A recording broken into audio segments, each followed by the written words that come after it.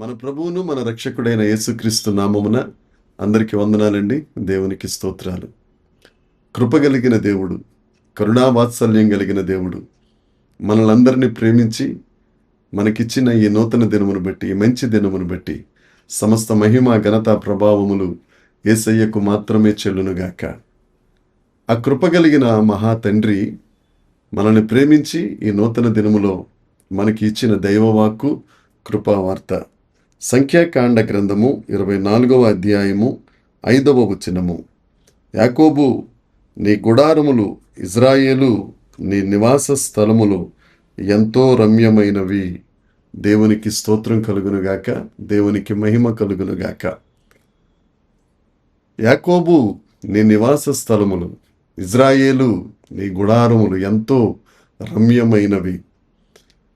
ఈ భూలోకంలో మనం నివసించడానికి కట్టే నివాసాలే లేకపోతే కట్టడాలే ఎంతో రమ్యంగా ఉంటే, పరలోకంలో మనం ఉండబోయే ఆ పరలోక పట్టణం అధిక మహారమ్యమైనది.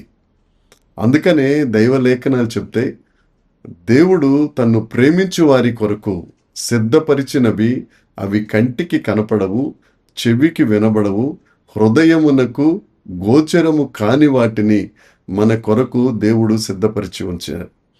ఆ రమ్యమైన ఆ నివాస స్థలంలో మనందరం నివసించుట కొరకు ఆయన మన కొరకు ఒక పట్టణాన్ని, ప్రతి ఒక్కరి కొరకు ఒక ఇల్లును ఆయన సిద్ధపరుచుతున్నారు. అందుకే కీర్తనకారుడు అంటాడు, ఉత్తర దిక్కునున్న మహారాజు పట్టణం రమ్యమైన ఎత్తైన స్థలములో ఉండి సర్వభూమికి సంతోష కారణంగా ఉంది. ఆ పరలోక పట్టణం మనందరికీ సంతోషాన్ని ఇచ్చేది. ఆ రమ్యమైన నెమ్మది కలిగిన స్థలంలో మనం ఎల్లప్పుడూ సంతోషంగా ఉంటాం. అందుకనే ప్రకటన గ్రంథం 21వ అధ్యాయం 1వ వచనంలో ఉన్నమాట, నూతన యెరూషలేము అనే పట్టణం తన భర్త కొరకు సిద్ధపాటు చేయబడిన పెండ్లి కుమార్తె వలె సిద్ధపడి దేవుని యొద్ద నుండి యెరూషలేము పట్టణమునకు దిగివచ్చుచున్నది. ఆ పట్టణం మహా వెలుగు కలిగి దగదగ మెరియు సూర్యకాంతం వలె ఉంటుంది. ఆ వెలుగు, ఆ వెలుగు రావటానికి అక్కడ సూర్యుడు అక్కర్లేదు, చంద్రుడు అక్కర్లేదు. దేవుని యొక్క మహిమయే అక్కడ ప్రకాశిస్తూ ఉంది. లేఖనం చెప్తుంది, ఆ వధింపబడిన గొర్రె పిల్లయే అక్కడ దీపంగా ఉండబోతున్నారు. దేవుని యందు ప్రియమైన వారలారా, మట్టితో చేయబడిన మనలను దేవుడు ప్రేమించి మహిమైశ్వర్యంతో నింపి పాపులమైన మనలను తన ప్రశస్తమైన రక్తం చేత శుద్ధీకరించి దేవుని కుమారుడైన ఆయనతో మనము కలిసి ఉండడానికి, ఆయన కుడిపార్శ్వమున మనం కూర్చుండడానికి యోగ్యతనిచ్చి మనం నివసించడానికి రమ్యమైన స్థలాన్ని ఆయన సిద్ధపాటు చేశారు. యేసుక్రీస్తు రాకడకు మనం చాలా సమీపంగా ఉన్నాం. నేడో రేపో అన్నట్టుగా ప్రపంచంలో ఉన్న పరిస్థితులన్నీ శరావేగంగా మారిపోతున్నాయి. రోజును విడిచి రోజు భయంకరమైన పరిస్థితులు చోటు చేసుకుంటున్నాయి. ఒకవేళ యేసుక్రీస్తు ప్రభు రాకడ ఆలస్యమైనా మన పోకడకు మాత్రం గ్యారెంటీ లేదు కదా. ఇంటి నుంచి బయటికి వెళ్ళిన వారు ఇంటికి వస్తారన్న గ్యారెంటీ లేని దినాలలో మనం బ్రతుకుతున్నాం. అయితే మనం ఇక్కడ చేయవలసిన పని ఏంటి అని అంటే, దేవుని రాజ్యం కొరకు, ఆ పరలోక రాజ్యం కొరకు సిద్ధపడి ఆ రాకడ కొరకే మనం ఇష్టపడి సిద్ధంగా ఉన్నవారిగా ఉండాలి. ఆ దేవుని రాకడకు మనం వెళ్ళినప్పుడు ఆ రమ్యమైన స్థలములో, ఆ అందమైన భవనంలో, ఆ అందమైన నివాస స్థలంలో దేవునితో పాటు మనం ఉల్లసించగలుగుతాం.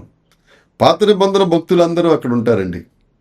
పాత నిబంధన భక్తులైన అబ్రహాము గారు తన విశ్వాసం అనే గృహం దగ్గర, ఇస్సాకు అనే వాక్య ధ్యానం దగ్గర, యాకోబు అనే ప్రార్థన దగ్గర మనం సేద తీరవలసిన వారిగా ఉంటాం.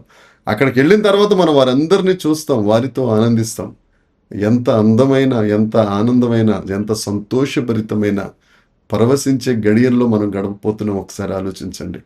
ఈ లోకంలో ఉన్నదంతా వ్యర్థమైనది. ఈ లోకంలో ఉన్నదంతా మన శరీరానికి సంబంధించింది.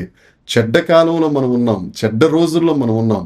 విశ్వాసానికి కర్త అయిన ఆయన మీద దృష్టి నిలిపి, యోహాను సువార్తలో యేసుక్రీస్తు ప్రభు చెప్పినట్లుగా మన కొరకు ఆయన నివాస స్థలములు కట్టడానికి వెళ్ళారు.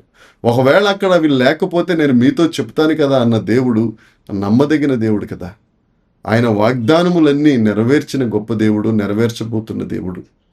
ఆ దేవాది దేవుని నీడలో, ఆ సన్నిధిలో ఆయనతో కలిసి ఆ గొర్రెపిల్ల వివాహ మహోత్సవంలో పాల్గొని యేసుక్రీస్తు ప్రభువుతో సంతోషించినట్లుగా ఆ పరిశుద్ధులతో కలిసి జయగీతం ఆలపించినట్లు ఆ సింహాసనాసీనుడైన వానిని పరిశుద్ధుడు పరిశుద్ధుడు పరిశుద్ధుడు అని గాన ప్రతిగానములు చేయటానికి మనం ఈ రోజు నుంచే సిద్ధపడదాం.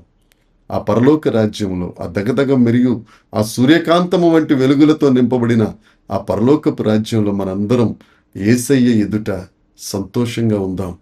దేవుని కొరకు, దేవుని రాజ్యం కొరకు సిద్ధపాటు కలిగిన వారమై వాక్యమందు ప్రార్థన యందు దేవుణ్ణి ఆరాధించుటందు ఎడతెగక ఉందుముగాక.